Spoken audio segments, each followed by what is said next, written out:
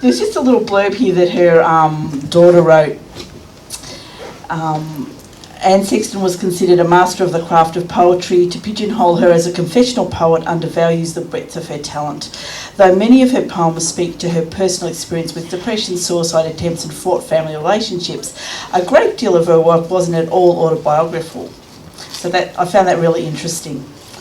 Anyway, I'm just going to jump straight in. And I'm going to try and slow down because when I get in front of the audience, I get really nervous and then I speak really fast and no one knows what I'm saying. So yeah. All right, here we go. The first one is called The Touch. For months my hand had been sealed off in a tin box. Nothing was there but subway railings. Perhaps it was bruised, I thought, and that is the way they have locked it up. But when I looked in it, it lay there quietly.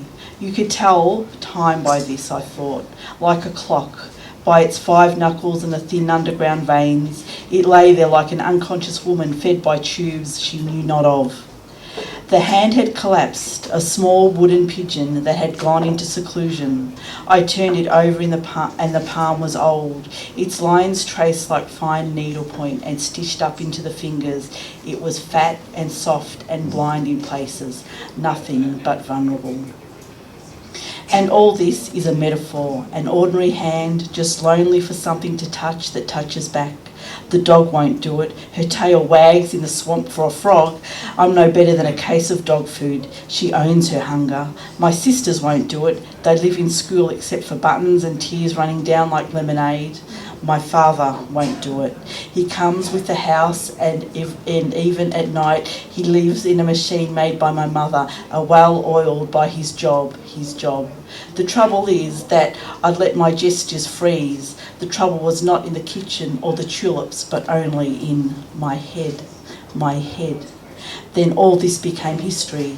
Your hand found mine. Life rushed to my fingers like a cold blood clot.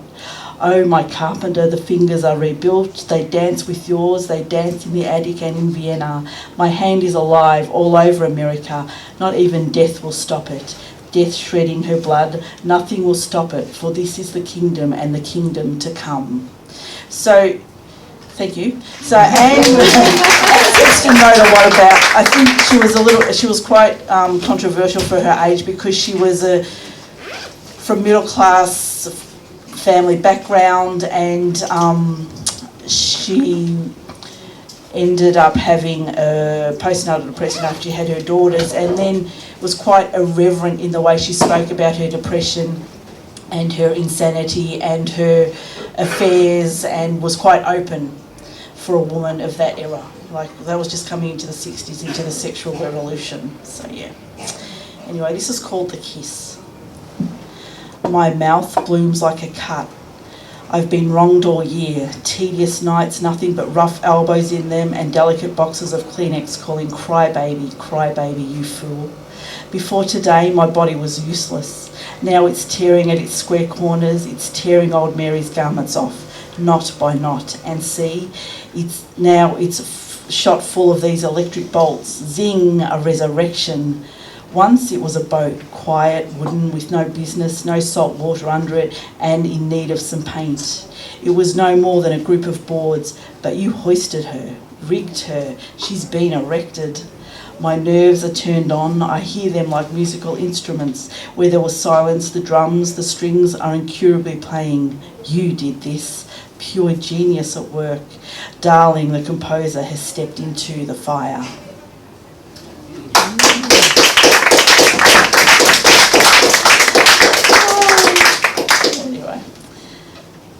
So I'm just going to read 2 more. This one's called The Breast. This is the key to it. This is the key to everything, precisely. I am worse than the gamekeeper's children picking for dust and bread. Here I am drumming up perfume. Let me go down on your carpet, your straw mattress, whatever's at hand, because the child in me is dying. It is not that I'm a cattle to be eaten. It is not that I'm some sort of street, but your hands found me like an architect. Jug full of milk, I was yours years ago when I lived in the valley of my bones dumb in the swamp. Little playthings, a xylophone maybe with skin stretched over it awkwardly. Only later did it become something real. I later measured my size against movie stars. I didn't measure up. Something between my shoulders was there, but it was never enough.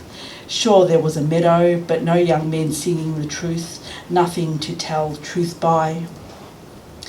Ignorant of men, I lay next to my sisters, and rising out of the ashes I cried, my sex will be transfixed.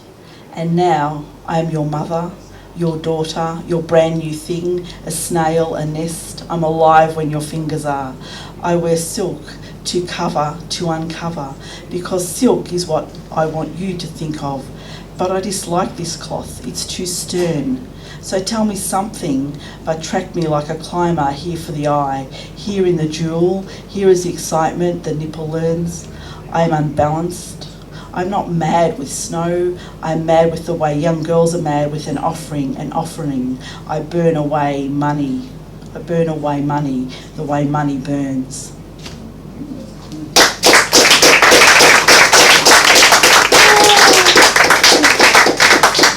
So she did have a lot of affairs when she was married. So she ended up being married because she thought she was pregnant, so she eloped with a soldier that she thought was the father of her child. Anyway, this is my last poem. It's called For My Lover Returning to His Wife. She's all there. She was melted carefully down for you and cast up from your childhood, cast up from your 1 in 100 favourite Aggies. She's always been there, my darling. She is, in fact, exquisite. Fireworks in the dull middle of February and as real as a cast iron pot. Let's face it, I have been momentarily a luxury, a bright red sloop in the harbour, my hair raising like smoke from the car window, little net clams out of season. She is more than that. She is your have to have, has grown you your practical, your tropical growth. She is not an experiment. She is all harmony. She sees the oars and the oarlocks for the dinghy, has placed wildflowers at the window at breakfast, sat by the potter's wheel at midday, set forth 3 children under the moon, 3 cherubs drawn by Michelangelo. Done with her, legs spread out in the terrible months in the chapel. If you glance up, the children are there like delicate balloons resting on the ceiling. She has carried each one down the hall after supper, their heads privately bent, 2 legs protesting person to person, her face flushed with a song and their little sleep. I give you back your heart.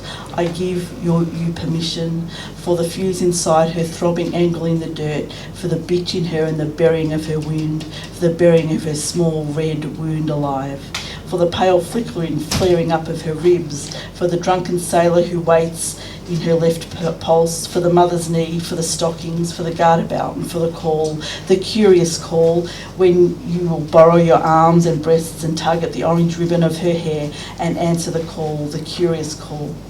She is so naked and singular. She is the sum of yourself and your dream. Climb her like a monument, step after step. She is solid. I ask for me. As for me, I am watercolour. I wash off. Thank you so much, and thank you for being part of this number 50, and thank you so much for inviting me. This is just the first part. She's written a series of poems called 18 Days Without You. So this is about one of her lovers. December 1st. As we kissed goodbye, you made a little frown. Now Christ's lights are twinkling all over town. The cornstalks are broken in the field, broken and brown. The pond at the year's end turns her grey eyelid down. Christ's lights are twinkling all over town. A cat, green eye, spreads out on the front lawn. The hemlocks are the only young thing left.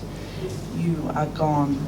I hibernate under the covers last night, not sleeping, until dawn came up like twilight and the oak leaves whispered like money, whose hangers on. The hemlocks are the only young things left, but you are gone.